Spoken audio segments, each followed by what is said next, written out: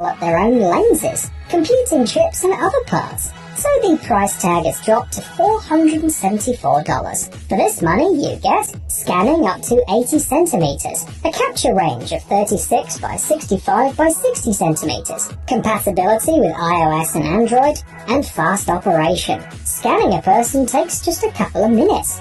The scanner can work for 2 hours on a single charge, and it weighs only 210 grams. For convenience, the designers offer an app that's constantly being updated with new features and the ability to use the data from the scanner in third-party software, such as ZBrush and Unreal Engine.